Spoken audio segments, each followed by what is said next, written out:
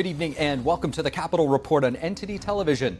I'm Steve Lance, and coming up, President-elect Donald Trump reaching to the guilty verdict, saying, quote, "It's time to secure the border," what Trump's vowing to do in some of his latest picks for his next administration. And on the Hill today, the House Ethics Committee voting not to release a report on former Congressman Matt Gaetz, and Speaker of the House Mike Johnson outlining new policy in light of a new transgender lawmaker. U.S. Embassy in Ukraine evacuating today over a Russian missile threat. This comes as the United States announces it will send controversial landmines to Ukraine.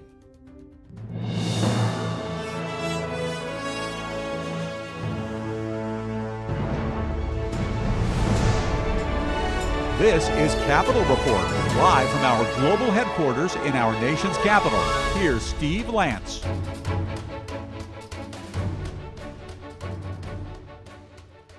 And President-elect Donald Trump today vowing to remove criminals from the country as he weighs in on the conviction of Laken Riley's murderer. He's also announcing more picks for his next administration. NTD's White House correspondent Iris Tao has more from West Palm Beach. President-elect Trump on Wednesday hailing what he calls justice for Laken Riley. It comes after an illegal immigrant gang member, Jose Ibarra, was convicted on all charges for the murder of Georgia student Laken Riley. Trump's also using the case to again call for stronger border measures, saying it's time to secure our border and remove these criminals and thugs from our country so nothing like this can happen again. And Trump has repeatedly cited Laken Riley's case on the campaign trail in pushing for deporting illegal immigrants from the U.S., especially those who have committed crimes. They've thrown open your borders to criminals. Whether the women like it or not, I'm going to protect them. I'm going to protect them from migrants coming in. Meanwhile, Trump on Wednesday also announced another administration pick. He's choosing former acting Attorney General Matthew Whitaker as the U.S. ambassador to NATO. Trump has for years criticized some European members of NATO for spending too little on defense and not contributing enough to the Western military alliance. But in a statement, Trump says Whitaker will, quote, strengthen relationships with our NATO allies while putting America first. And as some of Trump's picks are under scrutiny, Vice President-elect J.D. Vance on Wednesday talking with senators on the Hill, along with Congressman Matt Gaetz, Trump's pick for Attorney General. On X, Vance is calling on senators to confirm Trump's pick, citing Trump's major electoral victory, saying he deserves a cabinet that is loyal to the agenda he was elected to implement. Reporting from West Palm Beach, Iris Tao, NTD News. President-elect Trump's attorneys are pressing a judge to throw out the conviction in his New York criminal case. In a letter to Judge Juan Marchand, published earlier today, attorneys Todd Blanche and Emile Bove argued that the United States Constitution makes dismissal mandatory. They said federal law prohibits the prosecutor from interfering with an elected president's ability to carry out his duties. The letter also cited presidential immunity as a reason to dismiss the case. Trump's attorneys requested a delay until December 20th to file a motion laying out their reasoning for why the case should be dismissed. The November 26th sentencing date was postponed after prosecutors said in a letter on Tuesday that they would not object.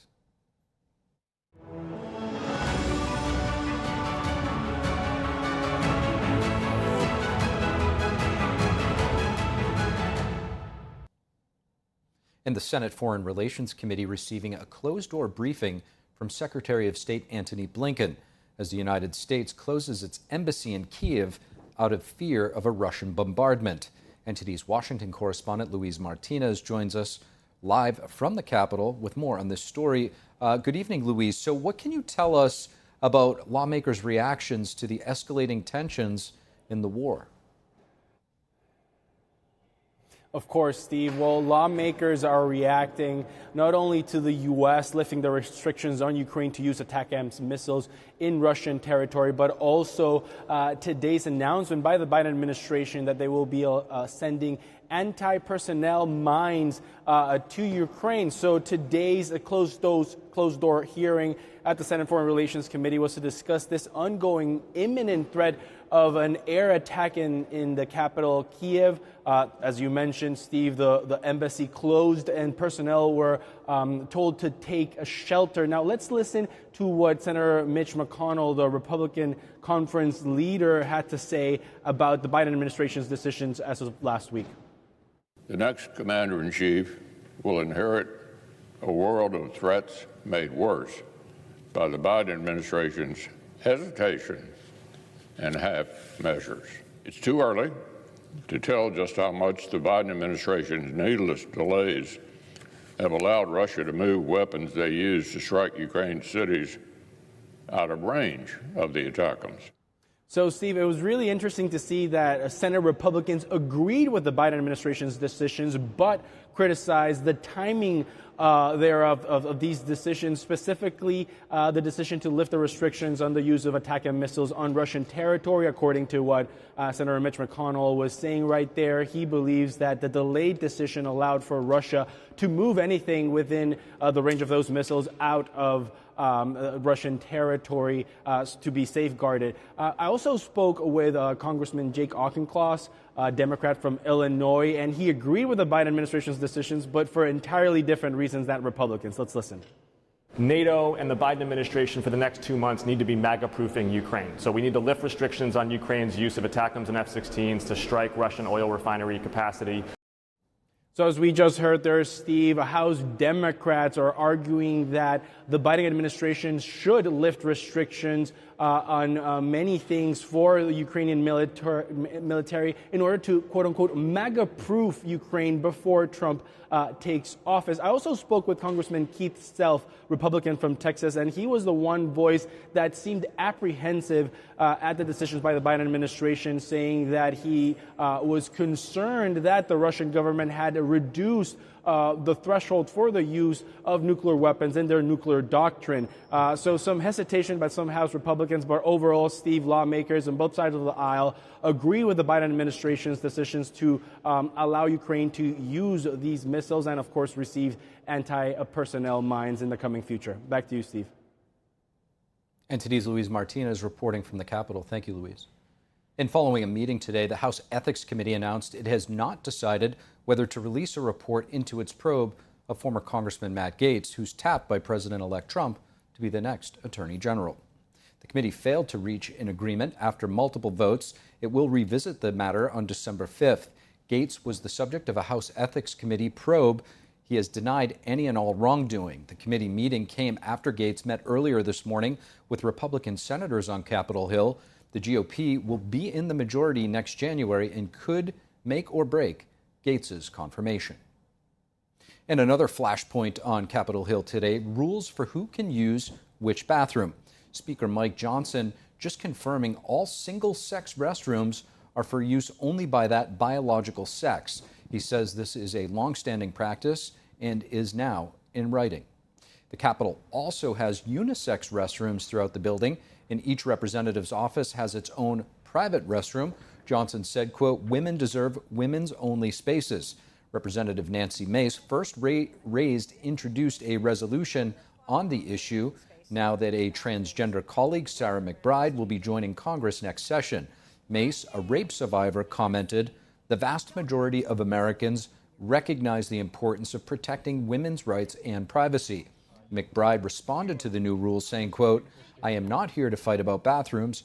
I'm here to fight for all Delawareans and to bring down costs facing families.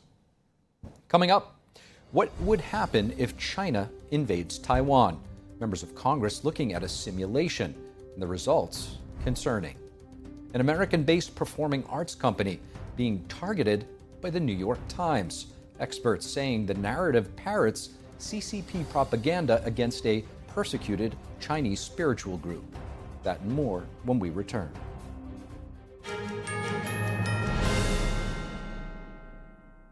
The Kindness is Cool Video Awards are back for their second year. Record and nominate acts of kindness, both big and small, from individuals, families, and communities. Submit your videos on ganjingworld.com with the hashtag #KindnessIsCool. Win a $10,000 grand prize and be featured on a New York Times Square billboard. Visit ganjingworld.com and start sharing today. Kindness is cool.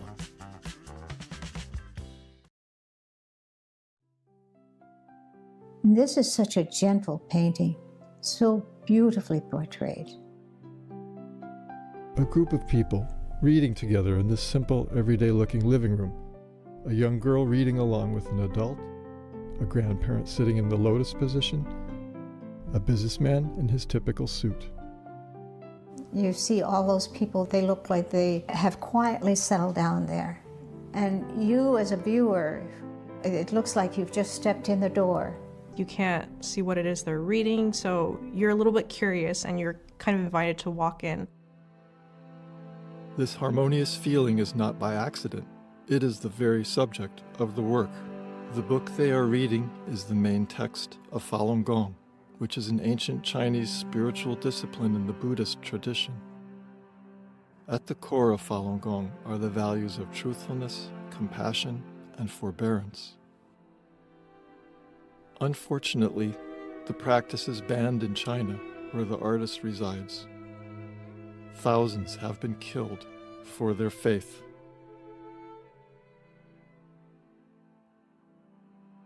Golden energy blooms into the room as a result of their steadfast faith. The painting on the back wall reminds us of this work's title, Plum Blossoms in a Muddy World. Get store-wide savings at Mathis Home with Black Friday deals all month long. We have all the latest styles with hundreds of sofas starting at just $3.99. Dining sets and bedrooms at the lowest prices ever, and we're the only place with top-name recliners starting at just $195. It's all in stock, so you get it faster with our free delivery. So for the latest in fashion for your home at the best value, shop Black Friday deals at California's furniture superstore, Mathis Home.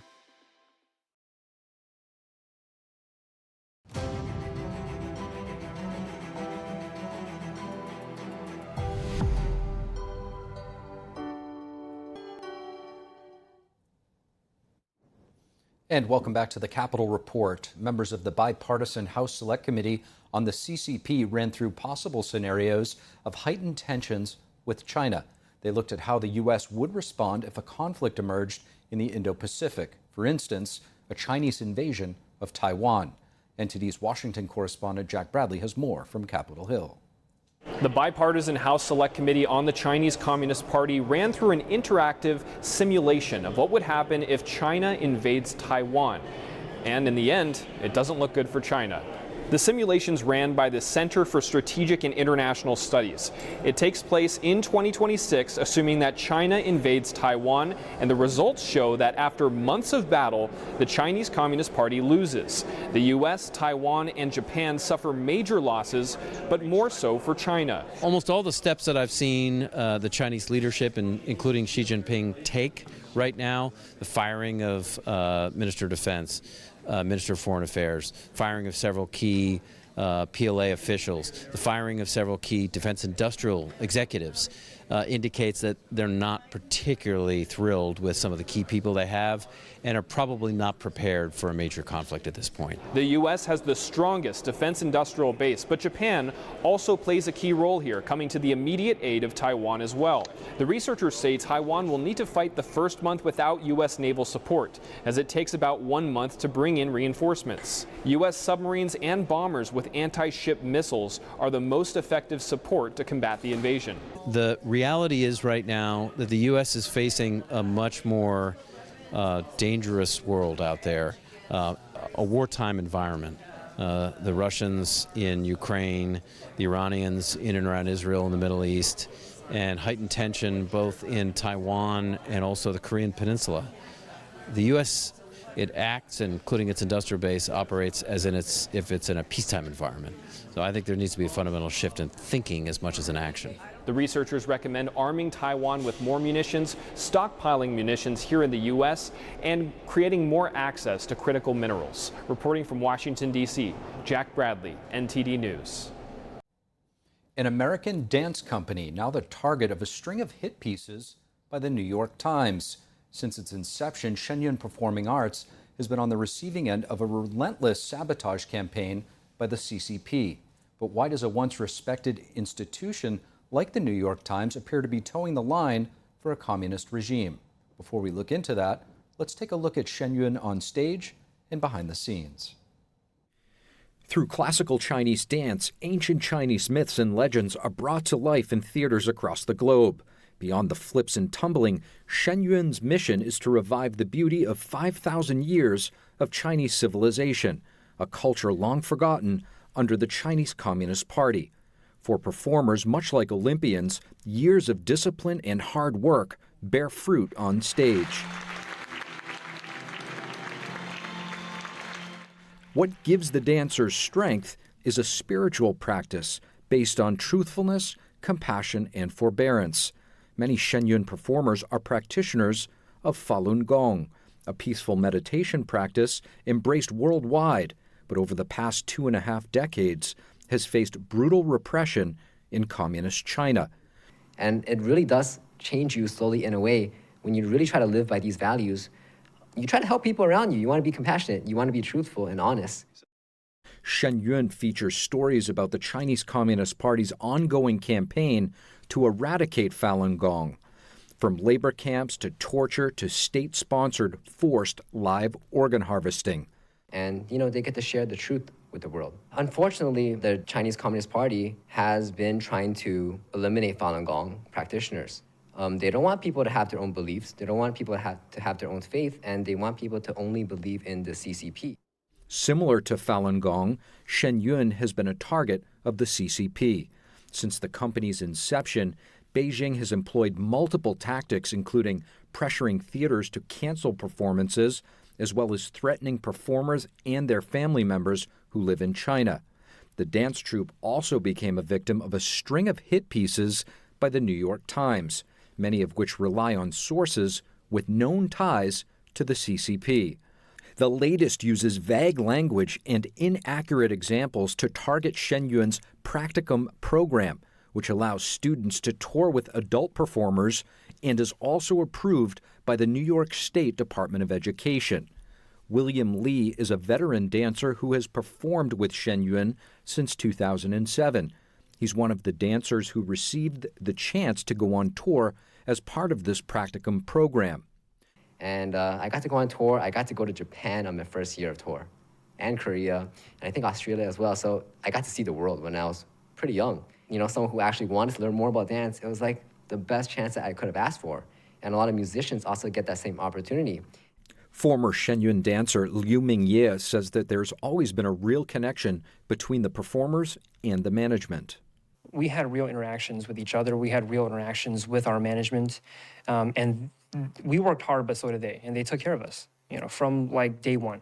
In response to the New York Times, Shen Yun put out a statement saying, quote, "These reports continue a trend that goes back 25 years in which the Times has consistently perpetuated CCP propaganda about Falun Gong and ignored terrible human rights abuses against the group."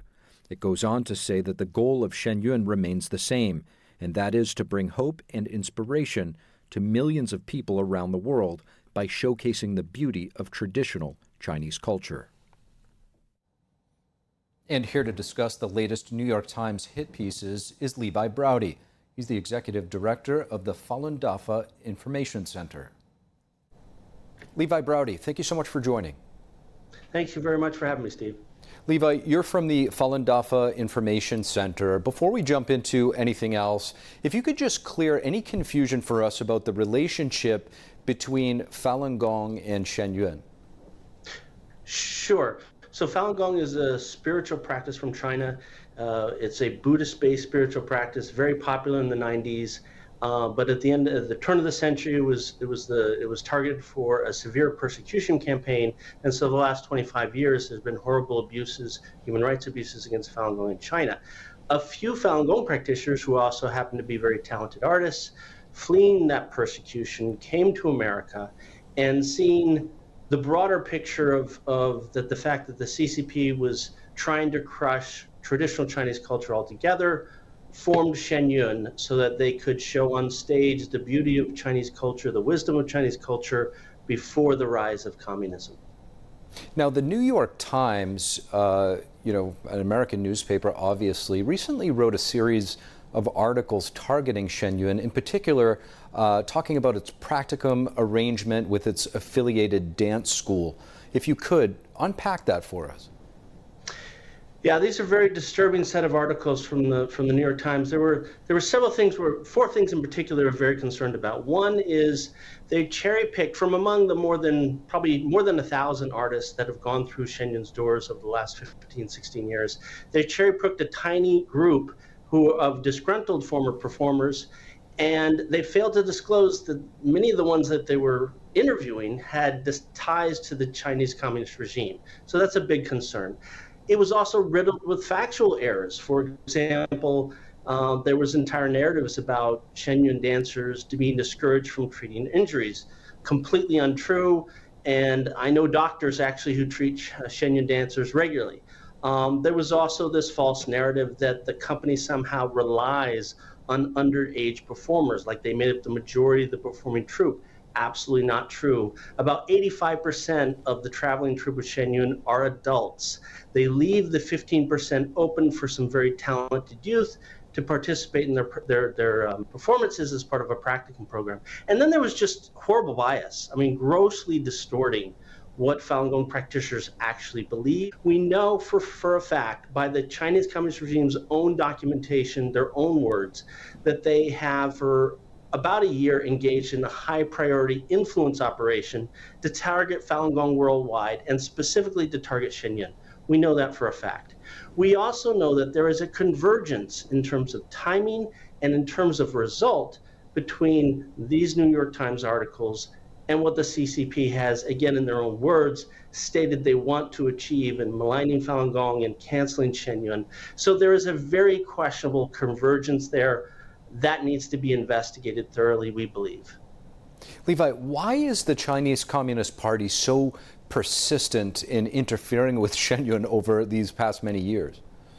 Yeah, that's the question we always get. We've been studying this from a human rights perspective since Shen Yun's inception. So Shen Yun, yes, it's just a performance, right? It's on stage, it's showing the history of Chinese culture, its civilization, a very spiritual civilization. The CCP sees that as an existential threat because it gained and maintains power with the belief that the CCP is the true shepherd of the Chinese people, its nation, and its culture. What the Shen Yun performance demonstrates is that's absolutely not true. It demonstrates that real Chinese culture before communism came about was profound, it was beautiful, it was very spiritual, and that's why the tagline is China before communism. And so that's why CCP looks at this as a threat. It's a show that's going and showing everybody around the world how wonderful China was before communism. And Levi, I'm sure most of the American people watching the show and beyond, because it is an international show, if they haven't seen the performance, they've certainly seen the billboards. I know I've seen the show as well, and by the way, it is really beautiful. Why should the American people be concerned about what we're seeing here play out with these hit pieces against Shen Yun? And does it raise greater national security concerns if one of America's most influential news outlets is carrying out what appears to be, at least in my view, Chinese Communist Party disinformation? Certainly. I mean, I think for two things that popped to mind. One is what I mentioned earlier, the convergence, right? In terms of timing, in terms of what the articles sought to achieve, they very much in line with the CCP. That's a huge red flag. But I also think there's something else to look at, and that, an organization did a study of this at the beginning of this year, where if you look at 25 years of the New York Times coverage of Falun Gong, they've been, from the day one, they've been absolutely quiet on the human rights abuses, and from day one, they've been very willing, to a disturbing extent, willing to parrot CCP propaganda against Falun Gong, and that's been a consistent pattern. So if you look at these latest series of articles on Shen Yun, they've paid far more attention on the Shen Yun troupe than they ever have in the rampant detention, torture, killing, and forced arresting of Falun Gong over the last 25 years. Huge red flag that really needs to be investigated. I think you raise a very important point. I know our media outlet has done extensive investigation into what you just mentioned, forced live organ harvesting. I mean, this is incredible. It's state-run. This is the crime of the century, undoubtedly. And once it comes out, which I'm sure it will eventually, people will see that.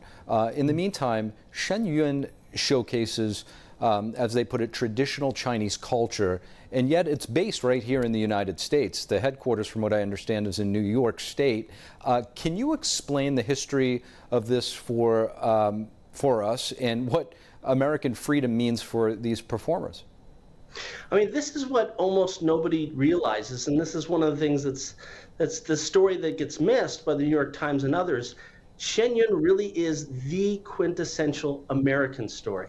I mean, you have people who were horribly persecuted in China, still are, fled that persecution, came to America with almost nothing and with no help. It's totally self-reliant group. There's no corporate sponsors, there's no government help. They came here with nothing, and they built not only a great home for themselves and their families, but they built this enormous cultural entity that is Shen Yun, that is not only reviving the classical, traditional Chinese culture that was almost lost under communism. They built schools to teach that to the next generation. They built Shen Yun to share that with the world. And so they've really lifted themselves up and created a global phenomenon all on their own. I mean, it's a great American story, and it's something that we'd all really should get behind. So I think that's another problem I have with the New York Times coverage, is this story is completely missed. And this is the real story of Shen Yun. Levi Browdy, really appreciate you coming on to share your story. Thank you. Thank you very much, Steve. The Texas governor doubling down on efforts to protect his state from the CCP. He's issued 3 executive orders in 3 days. We'll give you the details on those actions. And the Chinese Communist Party targeting state and local officials and harassing Chinese dissidents in Texas for those who speak out against the regime. We'll discuss with the founder of State Armor what the CCP tries to achieve and how Texas is responding when we return.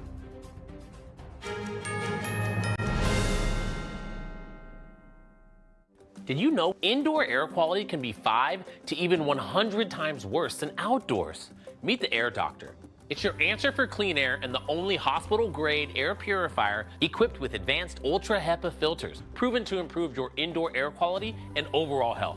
Air Doctor circulates and triple filters the air in your room up to 5 times per hour. Say goodbye to pollen, smoke, mold spores, pet dander, even viruses, because the Ultra HEPA filter removes virtually 100% of dangerous contaminants down to 0.003 microns.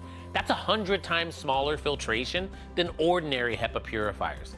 This would have been in your lungs. Finally, get relief from allergies and asthma and reduce airborne disease. It's pulling the pollutants out. It's even pulling the toxic chemicals that our cleaning products leave behind. Call or go to tryair40.com now. Get 40% off our best-selling air purifier. Call 1-800-876-0163. Call now.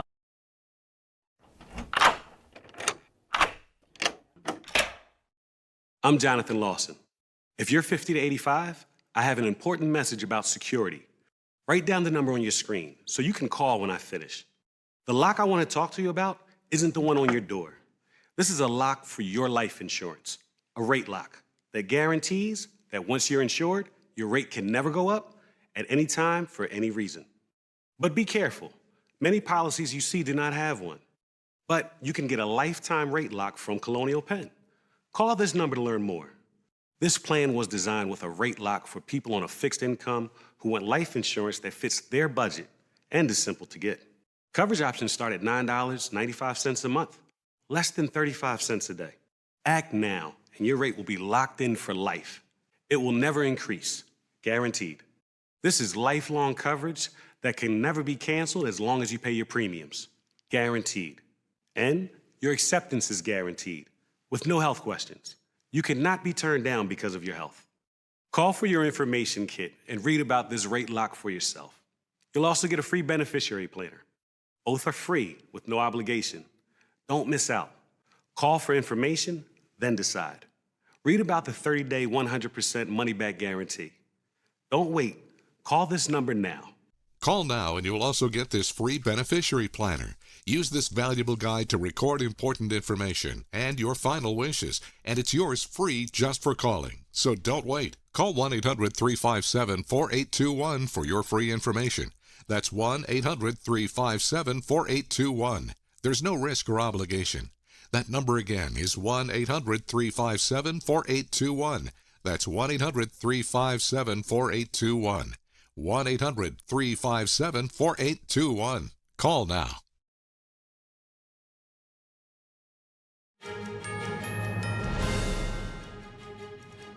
And welcome back to the Capitol Report. I'm Steve Lance. Protecting Texas from the Chinese Communist Party. 3 executive orders issued by Texas Governor Greg Abbott focusing on espionage, harassment, and infrastructure damage. NTD correspondent Jason Blair joins us now in studio. Jason, what can you tell us about these recent orders? Yeah, so Greg Abbott has been busy the past 3 days releasing an executive order each day focusing on different areas, as you mentioned.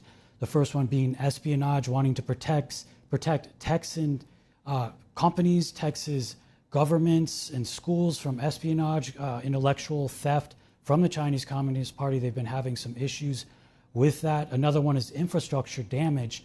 Now, Greg Abbott said that they have seen the CCP express, intent that they want to damage Texas infrastructure. So he did issue an executive order to protect, get ahead of that as well. And then the other thing is protecting Texans themselves from the CCP. He says there's over 250,000 people that are from China legally in Texas, and some of them have been harassed. They have been targeted in different intimidation tactics from CCP agents or some proxies of the CCP. And he is, doubling down, as you said, and getting ahead of this and to protect these people that are legally there and have no business interfering with them. And actually, Abbott was talking about this on Fox News yesterday. Here's a clip from that. So we have the Chinese going after people. We have the Chinese going after intellectual property. We have the largest power grid in the United States in the state of Texas. They would potentially be able to attack our power grid and shut down Texas. If they do that, they would also shut down the largest energy sector in the United States. Yeah, and there is, he was also talking about how they're in the process of shutting down an effective police station that is in Houston. We have seen reports of these the past couple of years of them popping up, and there indeed is one acting as a type of police station, he said, in Houston. Again, going after these people that are legally in Texas, in the U.S. He said a lot of them are dissidents of the Chinese Communist Party, and they are, trying to silence them, police them, and sometimes forcibly, he said, remove them and force them back into China. Pretty significant move, too. I believe it was during the Trump administration where they shut down the Chinese consulate in Houston for concerns over espionage being run. A lot of CCP activity taking place in China. You do have Elon Musk there right now with the space program as well, and obviously NASA has a presence there. I understand there's still many examples of people reporting being targeted by intimidation tactics. Talk to us about this, Jason. Yeah, I have talked to some people myself.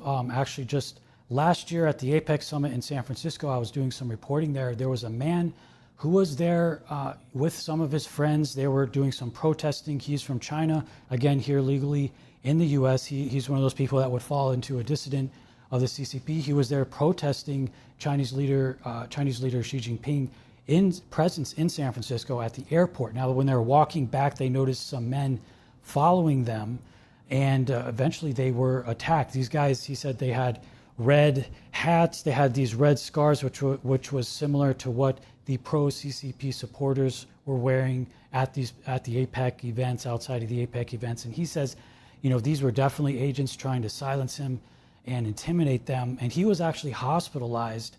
And I actually got a chance to talk to him shortly after he got out of the hospital. Here's a clip from that conversation. They were going to attack us very soon. So I just remember one guy just put me down from behind, and then my brain just went blank after that. I couldn't remember anything. So it was really shocking to hear this, happening. And we have seen other examples of pro-CC people kind of harassing people at these types of events. Just days ago at the G20 summit in Brazil, one of our reporters posted a video of guys with, wearing the red flag and covering up a banner of two Falun Gong practitioners who were outside of the summit, holding some banners up. And actually myself at the APEC summit I mentioned earlier, I was attacked by a man who was also doing something similar to these guys. He was harassing, again, some Falun Gong practitioners holding up a banner. He had kicked the radio, so I started filming him, thinking he might do something else. And indeed, he came back, grabbed their banner, as you'll see in this video they're probably showing right now.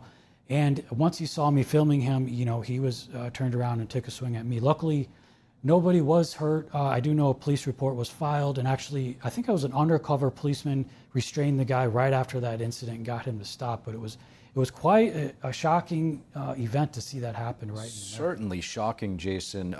Examples of overt and covert transnational repression by the Chinese Communist Party.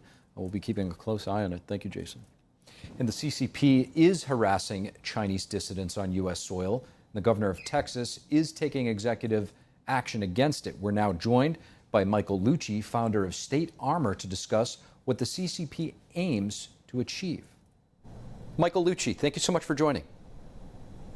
Thank you for having me on. Of course, Michael, Tuesday, Governor Greg Abbott issuing an executive order to shield Texas from Chinese espionage, citing FBI reports of the Chinese communist regimes targeting state and local officials right here in the U.S. Abbott also highlighted harassment of Chinese dissidents residing in Texas who speak out against the CCP. How is this even possible on American soil?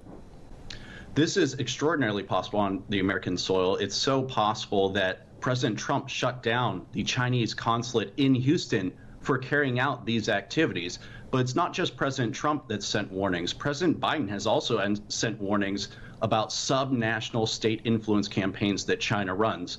When they don't get what they want at the federal level from the federal government, they turn to state leaders and local leaders and try to align them with China's communist policies. What Governor Abbott is saying is that's not going to happen in Texas. You're not going to repress people in Texas. We're going to fight back against this heinous activity, and we're not going to allow communism to take root in the Lone Star State. It's really scary the way you put it. Talk to us about some of these influence campaigns and what kinds of gifts or benefits does the CCP typically try to use to sway its targets? Well, there are two sides of this. It's kind of the carrot and the stick. The carrots are these junkets traveling to China, which Governor Abbott's saying we're not going to do that anymore as public officials. These great travel gifts, these other dinners, conferences, and things like this to soften people to the Chinese Communist Party. The other side is the stick, and we saw this in a really terrible way a year ago in San Francisco, California. When President Xi came over, there were Chinese Americans who took to the street who said, this man is repressing my relatives in China. He's committing genocide. And what happened to those Chinese Americans in San Francisco? They were beaten in the streets by communist thugs who are tied to China's consulate. So there's the carrot, cut off those gifts. We don't need gifts from communist China. It's bad for our body politic. And then there's the stick. When they actually assault Americans in the streets of America, that's what Governor Abbott's fighting back against. Amazing. The governor's new order there requires companies to cut ties with foreign adversary governments. It also mandates stronger background checks and prohibits foreign recruitment programs run by adversary nations. Do you think that these measures will be effective? I think they'll be extraordinarily effective. I think they're also the first steps of Governor Abbott in really what's becoming a whole of Texas response to the Chinese Communist Party. What China's strategy is with respect to the talent programs that you mentioned is to infiltrate our universities and research centers and really pull that research and expertise out and bring it back to China. The FBI has estimated as much as $600 billion of property theft, intellectual property theft, every year from the United States to China. So Governor Abbott's cutting that off. He's saying we need to know if you have military ties, Communist Party ties, if you're going to be doing research here. These are all critical measures. Really, they're measures that every governor should copy across the country. The governor there, he emphasized that China poses the greatest long-term threat to our country. What does the CCP aim to achieve through these different mechanisms and apparatuses, if you will? And is there a way to reverse the infiltration that's already been established through investments, ideology, and infrastructure right here in the U.S.? The long-term threat and the plan of the Chinese Communist Party is to knock off the United States as the world's leading power.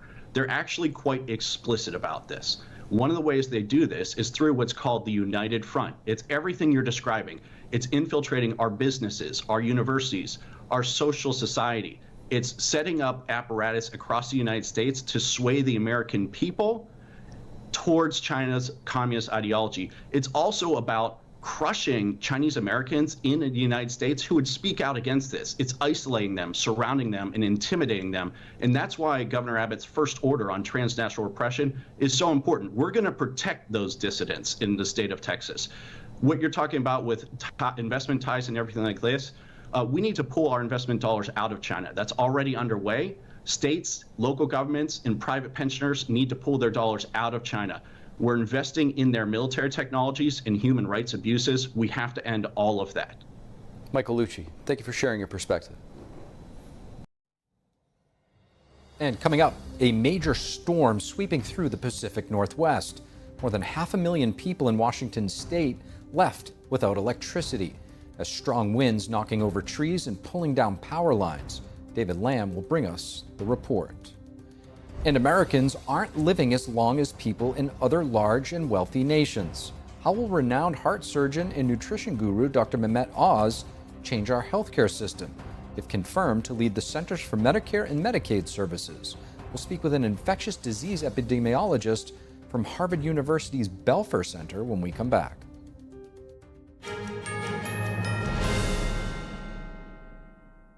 Hi friends, Richard Karn here. Now I'm known as the guy who can fix just about anything, but the technology in most appliances requires very special training to fix. My point is, even I know when I've met my match, and that's why my family has Choice Home Warranty. So we won't get stuck with high-priced repairs. Choice Home Warranty covers over 25 major home systems and appliances. That's your AC, heating, plumbing, kitchen and laundry appliances, and so much more. Imagine for less than a cup of coffee a day, Choice Home Warranty can help protect you from expensive major system and appliance breakdowns that your homeowner's insurance doesn't cover. But you have to call now before it's too late. Every homeowner should have Choice Home Warranty. Your homeowner's insurance is not going to cover your appliances. Washing machine, dryer, refrigerator, air condition. If I had any issues arise, they were able to take care of it immediately. Now, homeowner's insurance won't protect you when your home's major systems and appliances break down due to normal wear and tear. But Choice Home Warranty will. They can help cover repairs and replacements. Choice Home Warranty is the best warranty we've ever used. It would save you so much money in the long run. Hey, I'm not the only one raving about Choice Home Warranty. They were named a Best Home Warranty Company and Best Claim Service by U.S. News 360 Reviews. Call Choice Home Warranty now and get access to a nationwide network of over 15,000 technicians and the latest appointment setting technology so you'll know when they're on their way. If I have an issue with an appliance or something around the house, I just call up Choice Home Warranty and I don't have to worry about that. So, do what this old DIYer did and call Choice Home Warranty now before something breaks down. Tell them I sent you and get your first month free. Call Choice Home Warranty before it's too late and get protection for your heating, AC, plumbing, kitchen and laundry appliances, and more. Call for your free quote today. Call in the next 5 minutes and get your first month free. 800-360-6782. 800-360-6782. The Kindness is Cool Video Awards are back for their second year. Record and nominate acts of kindness, both big and small, from individuals, families, and communities. Submit your videos on ganjingworld.com with the hashtag KindnessIsCool. Win a $10,000 grand prize and be featured on a New York Times Square billboard. Visit ganjingworld.com and start sharing today. Kindness is cool. Will radical lies determine your child's future, or will timeless truths?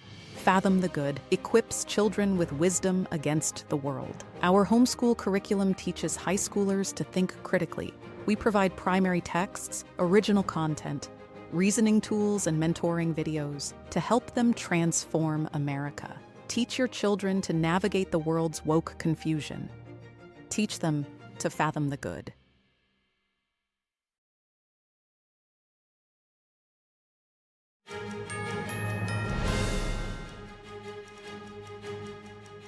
And welcome back to the Capitol Report on NTD Television. A major storm is sweeping across the Northwest as at least 2 people have reportedly died as a result and hundreds of thousands losing power. NTD's David Lamb reports. According to PowerOutage.us, more than 500,000 people were out of power this morning from the storm. But that number has dwindled now, thankfully, to over just 400,000, and that's mainly hitting Washington state.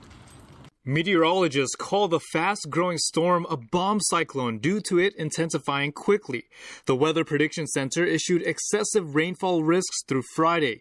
It warned about hurricane-force wind. Bellevue Fire Department said a tree fell onto a house last night, killing a woman. Another occurred at a homeless encampment, also in Washington. Northern California and Oregon could also see potential flash floods.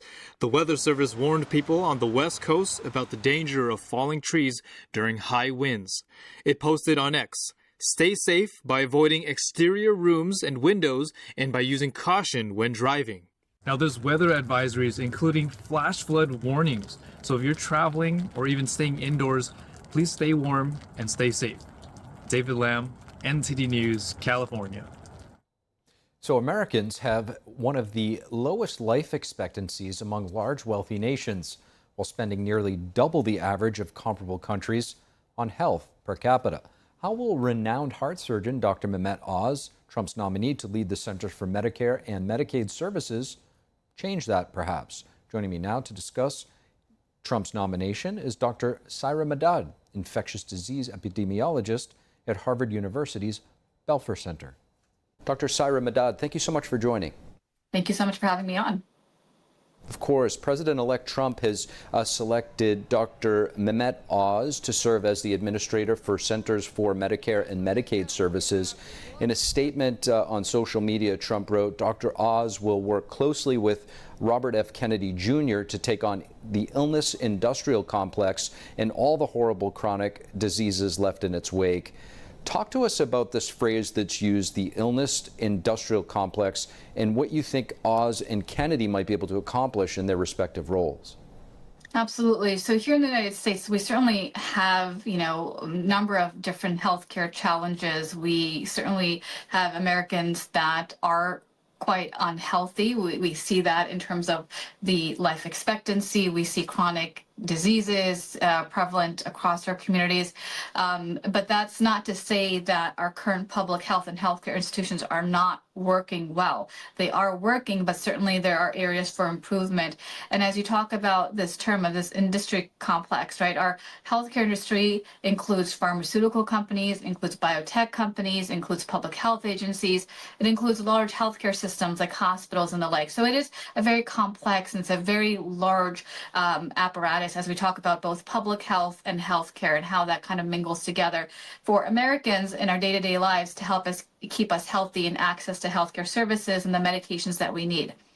Now, as we talk about leadership, what's really important is that we have leadership that is grounded in science and scientific rigor. There has been a lot of, opinion, if you will, especially when it comes to RFK Jr. and his new post. You did have the CDC director, former CDC director Redfield, come out and sort of say that, he is looking forward to this appointment and that although he might raise some questions about vaccines, RFK Jr., he says that that is part of the science, is to ask these tough questions. What are your thoughts about that?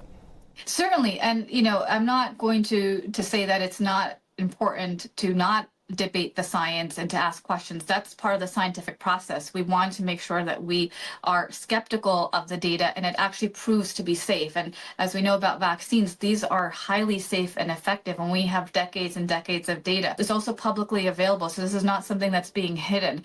Now, if we look at the numbers here, Americans have the lowest life expectancy among large, wealthy nations, while spending double the average of comparable countries per capita on healthcare.